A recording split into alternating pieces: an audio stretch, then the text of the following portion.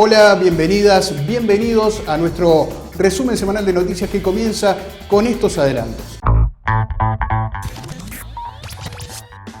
Latinoamérica tiene 40 millones de hogares sin internet según un informe de la CEPAL. Trabajadores de la compañía aérea Copa se manifestaron en rechazo a medidas adoptadas por la empresa.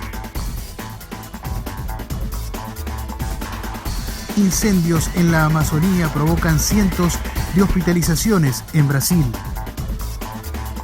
En Chile comenzó la campaña electoral para el plebiscito constitucional el próximo 25 de octubre.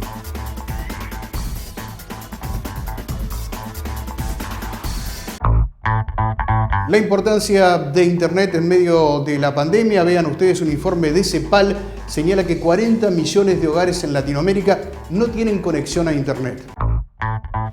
En un informe para analizar el acceso a estos avances en medio de la pandemia, la CEPAL planteó que al año 2019, un 66.7% de los habitantes de la región tenían conexión a Internet, mientras que el resto no tiene o es muy limitada debido a su situación económica y social. En 12 países de la región, en promedio, un 81% de los hogares más ricos está conectado, y esa cifra cae a 38% en los hogares más pobres. Hay más de 40 millones de hogares no conectados.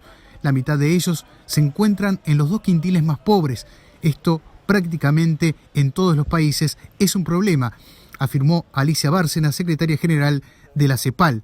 Respecto a su ubicación, el 67% de los hogares urbanos está conectado, mientras que en las zonas rurales solo lo está el 23%.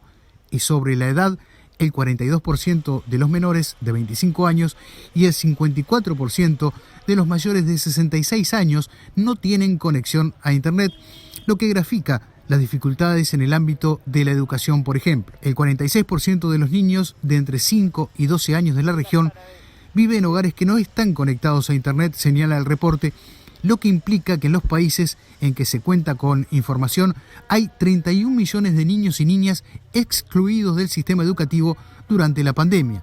Esta situación es más aguda aún en países como Bolivia, El Salvador, Paraguay y Perú. La oficina regional también resalta que, a diferencia de Estados Unidos y Europa, donde casi el 40% de los trabajadores pueden hacerlo desde su hogar, en América Latina estima que solo en torno al 21% de las personas ocupadas podría teletrabajar. Tenemos un nivel de dinero diferente a ellos. Ellos pueden estarse todo el tiempo que sea posible encerrados, porque tienen dinero, tienen con qué, sí. Pero nosotros no, porque nosotros tenemos hijos, somos madres, cabezas de familia. Y en Chile comenzó la campaña de cara al referéndum de reforma constitucional del mes de octubre.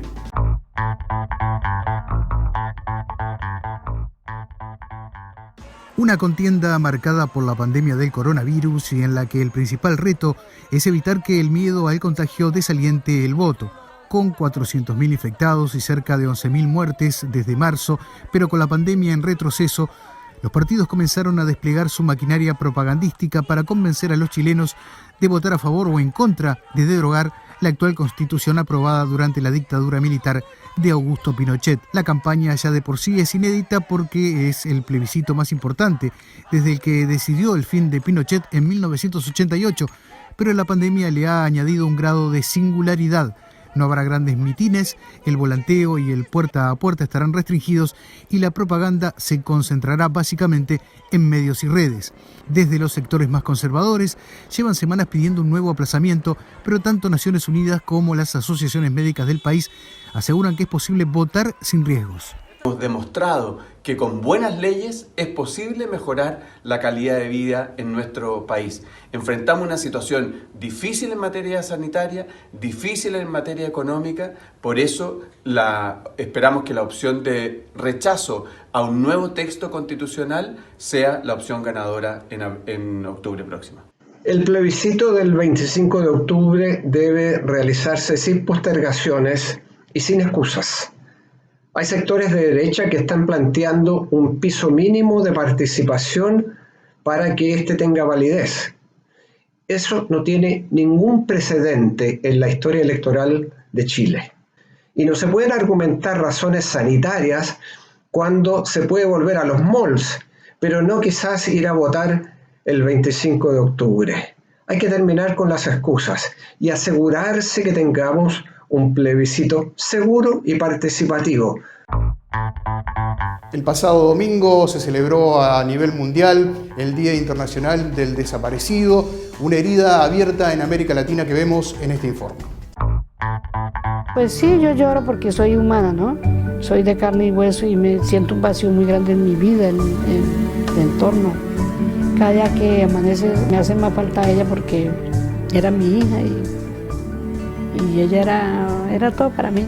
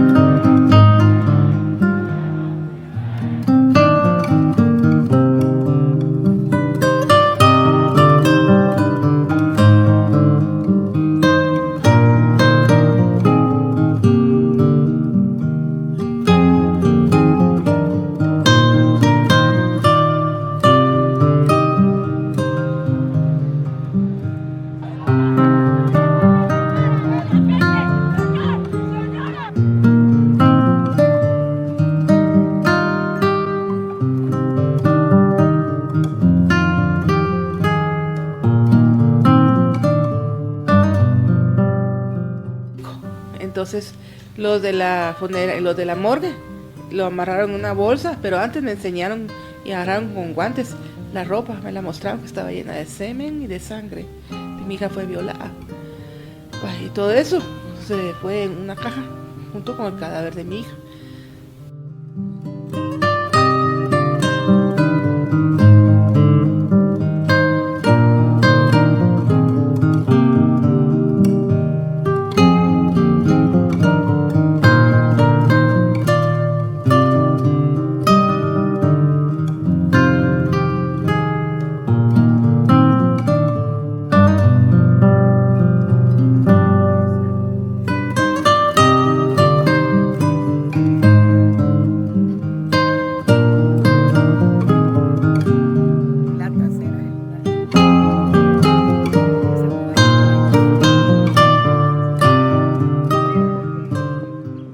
Que lo criminalicen. A una persona desaparecida, si es mujer, es porque con quién andaba o cómo vestía. Si es Oliver, le gustaban los trancazos, sí, discúlpenme, si le gustaban los trancazos, estudió taekwondo toda su vida desde los 5 años. Continúa la violencia racial en Estados Unidos. El presidente de ese país visitó Wisconsin esta semana.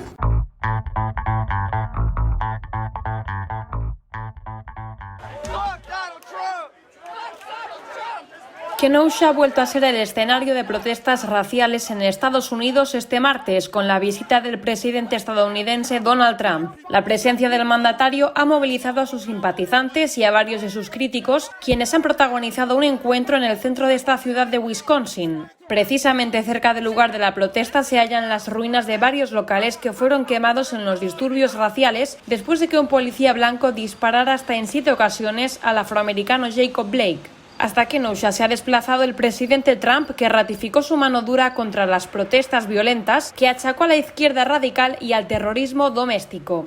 El mandatario viajó a esta ciudad desoyendo los pedidos del alcalde local, el demócrata Jonathan Damian, a quien antes de llegar a Kenosha Trump llamó tonto y estúpido. También hizo caso omiso al gobernador de Wisconsin, Tony Evers, que le hizo la misma petición.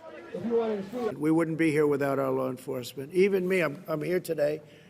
I feel so safe, and you went through hell just a few days ago, but I feel so safe. En su visita a Kenosha, Trump no se ha reunido con la familia de Blake y al respecto afirmó sentirse muy mal por cualquiera que pase por eso expreso. Tanto el gobernante como el fiscal indicaron que el hecho está bajo investigación. Ante la pregunta de los periodistas de si el presidente considera que en la aplicación de la ley existe un racismo sistémico, Trump confirmó su máximo apoyo a las autoridades policiales. I don't believe that. No, I don't believe that. I think the police do an incredible job. And I think you do have some bad apples. I think you'd agree every once in a while. Kenosha se ha convertido en uno de los focos principales de las protestas antirracistas debido al episodio de brutalidad policial que sufrió Jacob Blake el pasado 23 de agosto. Esta ciudad se encuentra en Wisconsin, uno de los estados que serán cruciales en las elecciones de noviembre, un territorio que Trump ganó por muy poco margen en 2016. Y nos vamos a Brasil, donde el presidente Jair Bolsonaro insiste con el tema del trabajo infantil.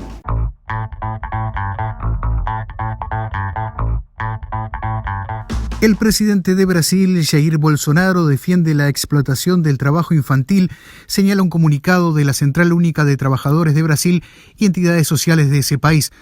Bolsonaro dijo textualmente: buenos tiempos, ¿no?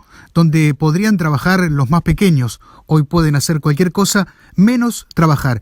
Y siguió diciendo: es otra actitud prejuiciosa más que tiene el joven que no trabaja y no tiene nada más que hacer que consumir drogas. Bolsonaro realizó estas declaraciones en un evento promovido por la Asociación Brasileña de Bares y Restaurantes de Brasilia. La CSA, en sus redes sociales, condenó los dichos de Bolsonaro. Rechazamos categóricamente las declaraciones del presidente de Brasil, en las cuales hace una apología al trabajo infantil, violando lo establecido en la Constitución Federal de 1988, que prohíbe todas las formas de trabajo infantil. La Central Única de Trabajadores y Trabajadoras de Brasil está solicitando un subsidio hasta fin de año para paliar los efectos de la COVID-19.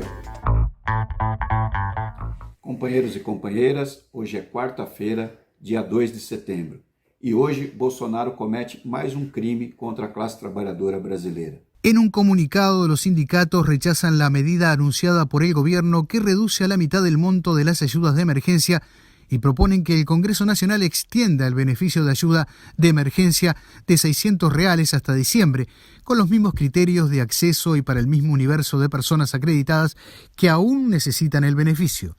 Esta medida, señalan, benefició a más de 65 millones de personas, evitando que caigan en la pobreza, creando una protección económica efectiva para las familias más vulnerables, además de ayudar a sostener el consumo de bienes y servicios esenciales, especialmente en las regiones más pobres del país. Nos vamos a Panamá ahora, donde trabajadoras y trabajadores de la aerolínea Copa realizaron una protesta en la sede de esa compañía y también frente al Ministerio de Trabajo.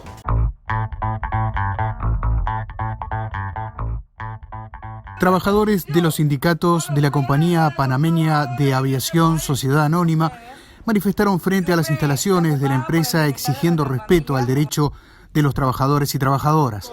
La Federación Nacional de Trabajadores de la Industria Aeroportuaria, que aglutina a los pilotos, los tripulantes, mecánicos de aviación y el personal de tierra, exigimos ser atendidos por la ministra para que esté anuente al incumplimiento de la empresa Copa Airlines. Los gremios denunciaron que Copa estaría impulsando retiros voluntarios que al final serían renuncias en la práctica. Además, denuncian que la compañía está incumpliendo la convención colectiva firmada previamente. Denunciar a la ministra de Trabajo, Doris Zapata, por ser una de las personas más corruptas de este gobierno. La importancia de la calidad nutricional en un país que es productor nato de alimentos, estamos hablando de la República Argentina, en el siguiente informe.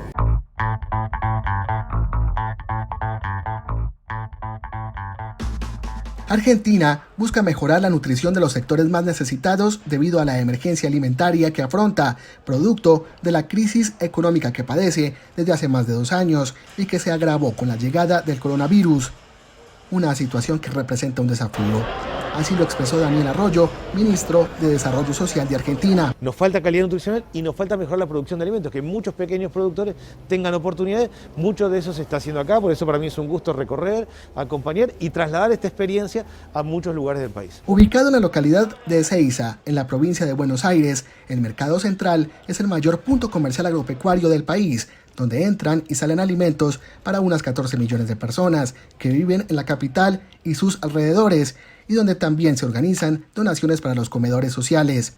Nahuel Levalli es el presidente de la Corporación del Mercado Central. Las ollas populares y los comedores populares tienen que servir y se tiene que elaborar comida digna, rica, sana. Más allá de la dotación de alimentos, las autoridades argentinas están impulsando programas educativos sobre nutrición, como hace el Mercado Central, y que también la Universidad de San Martín inició recientemente estudios sobre alimentación sana.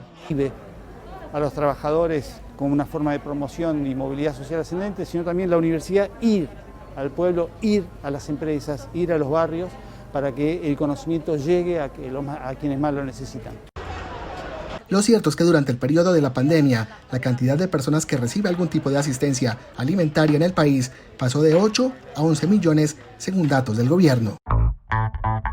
Vamos a hablar del tema del desempleo, ahora particularmente en la eurozona, donde ha habido un incremento en los últimos meses.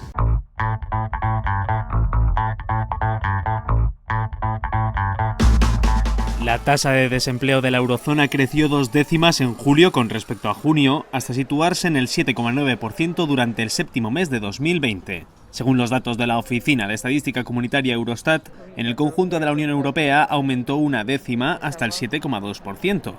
En términos interanuales, el desempleo aumentó 4 décimas en los 19 países del euro durante el séptimo mes de 2020 frente al mismo periodo de un año antes, en tanto que en los 27 el incremento fue de 0,5 puntos.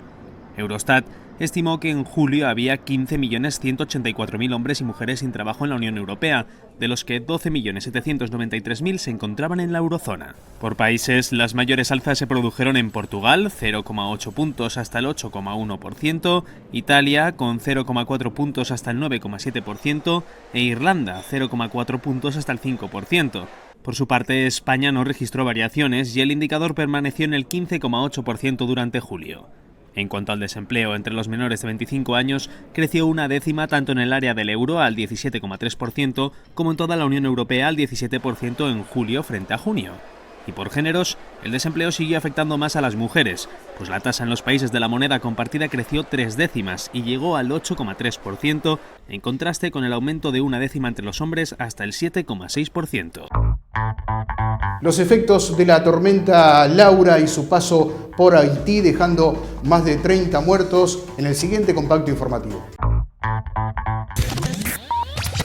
Al menos 31 personas muertas y 8 desaparecidas causó en Haití el paso de la tormenta tropical Laura, según la Dirección General de Protección Civil del país.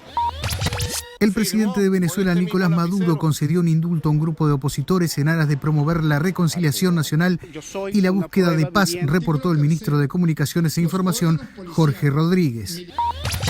Trabajadores del sector servicio que viven de las propinas reclaman en Times Square soluciones a un salario justo para hacer frente a la merma de ingresos propiciada por la crisis del coronavirus. El presidente de Argentina, Alberto Fernández, anunció la finalización del proceso de reestructuración de la deuda del país con los acreedores privados, que según el gobierno tuvo una adhesión del 99%. El gobierno de Costa Rica anunció que solicitó al Fondo Monetario Internacional un instrumento de asistencia financiera por $1.750 millones para paliar la crisis que está causando la pandemia de la COVID-19. En Montevideo, trabajadores y trabajadoras de la educación pública reclamaron y se manifestaron en momentos que el presupuesto quinquenal ingresó al Parlamento. La CTA Autónoma de la República Argentina repudió los dichos del expresidente Eduardo Duhalde, quien en declaraciones a medios de comunicación hizo referencia a un posible golpe de Estado en Argentina. La sola mención de una hipótesis de grupos organizando una ruptura institucional genera alarma y preocupación, por lo que debe ser inmediatamente investigada por la justicia, dice el comunicado. Los incendios en la Amazonía brasileña están dejando cientos de personas internadas en hospitales.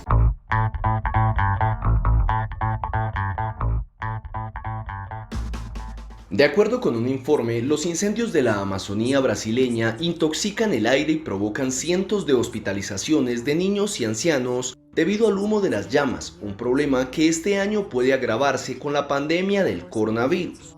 El estudio, elaborado por el Instituto de Investigación Ambiental de la Amazonía, el Instituto de Estudios para Políticas de Salud y Human Rights Watch, se basa en datos oficiales de 2019, cuando los devastadores incendios en el bioma tropical dispararon las alarmas en la comunidad internacional. El informe de 50 páginas y que cuenta con el análisis de expertos y profesionales de la salud señala que en 2019 hubo 2.195 hospitalizaciones por enfermedades respiratorias relacionadas con los incendios de ese año, que incluyeron a 500 bebés de menos de un año y 1.080 personas mayores de 60 años. Los incendios aumentaron un 30% en la Amazonía brasileña en 2019 hasta llegar a los 89.178 focos achacados principalmente a la deforestación ilegal, que el año pasado ya se disparó un 85%. En este 2020 se ha registrado un mayor número de fuegos en junio y julio, meses que corresponden a una temporada seca que se prolonga hasta septiembre-octubre y en la que suelen multiplicarse las llamas en el ecosistema, con lo que el problema podría agudizarse. Según el reporte, el humo de los incendios contiene altos niveles de partículas finas que contaminan el aire y están vinculados con enfermedades respiratorias y cardiovasculares, así como con muerte prematura. Ello provocó que millones de personas que viven en el mayor bosque tropical del planeta estuvieran expuestas a niveles nocivos de contaminación del aire causados por las quemas relacionadas con la deforestación en la Amazonía. Pueblos originarios en Ecuador reclaman ante la justicia por un derrame de crudo.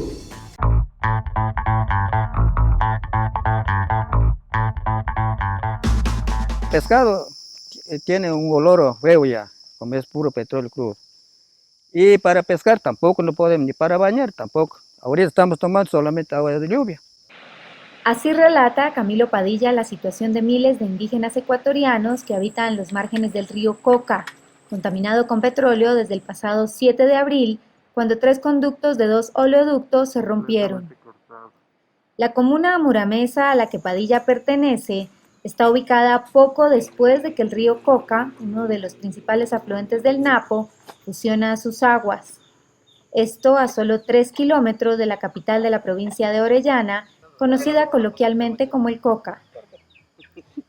Las empresas petroleras les ofrecieron bidones de agua y paquetes alimentarios los primeros 3 meses después del vertido, pero Padilla dice que desde entonces se han olvidado de los afectados.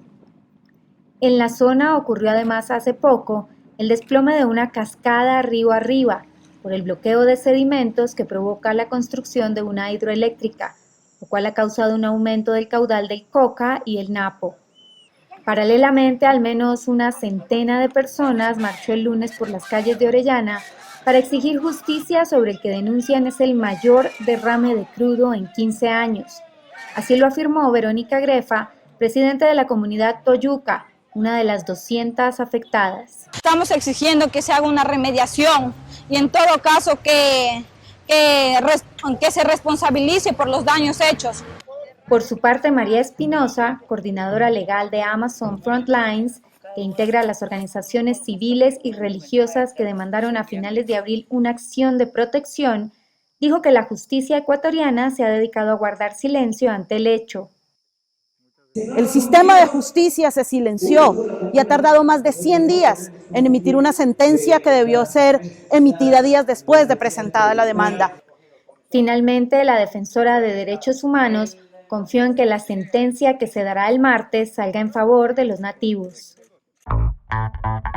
Vamos a decirle que finalmente el reclamo no tuvo andamiento en la justicia por parte de los pueblos originarios de Ecuador. Pasamos ahora a otros temas. Vamos a hablar de un animal que es un símbolo de la Patagonia, del sur de nuestro continente. Estamos hablando del puma.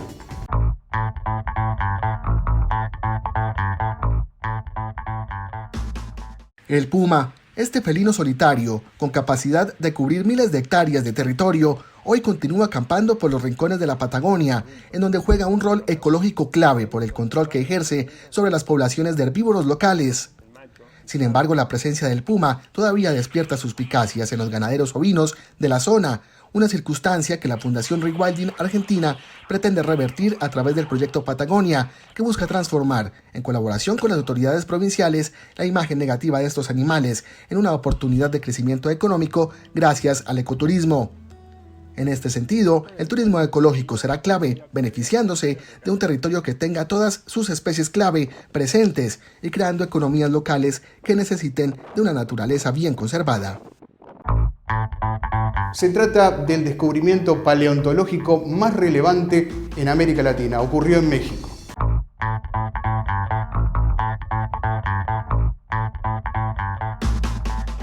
Como el descubrimiento paleontológico más importante de América Latina, ha sido considerado el hallazgo en casi 200 puntos de decenas de esqueletos de mamuts, camellos, caballos y bisontes en el terreno donde se construirá el futuro aeropuerto de la Ciudad de México. El rico yacimiento está ubicado a unos 50 kilómetros de la capital mexicana, en Santa Lucía, donde se construye por orden del presidente Andrés Manuel López Obrador el Aeropuerto Internacional Felipe Ángeles. Desde junio pasado, cuando se reportó el descubrimiento de unos 60 mamuts, los hallazgos se han triplicado y ya se cuenta con un inventario de más de 8.000 huesos. El equipo del Instituto Nacional de Antropología e Historia, liderado por Rubén Manzanilla, cree que este es un sueño que pocos pueden cumplir. Nunca soñamos con un proyecto de estas magnitudes, entonces pues es un reto y es una felicidad, ¿no? Estas oportunidades pocas veces se tienen. Según Manzanilla, la zona que antiguamente era el lago de Jaltocán atrajo muchos animales de diversos periodos que al parecer quedaban atrapados en el fango e irremediablemente morían. Oye, ¿hay que negociar con Telle? Pese a los hallazgos, la construcción del aeropuerto no ha cesado debido a la gran extensión que tiene el proyecto, como lo explicó el jefe de la Mesa de Rescate Arqueológico y Paleontológico, el ingeniero militar José de Jesús Cantoral. Tenemos más de 4.200 hectáreas en las que se están desarrollando estos trabajos. Entonces, cada una de las restricciones son restricciones de 15 por 15 metros, hasta donde los arqueólogos indican el punto en el que los hallazgos no se verán afectados. Los dos equipos, el arqueológico y el civil, trabajan a contrarreloj porque la inauguración del aeropuerto fue programada por el presidente para el 21 de marzo de 2022. Soy José Sena, desde la sede continental de la CSA en Montevideo, Uruguay. Gracias por acompañarnos.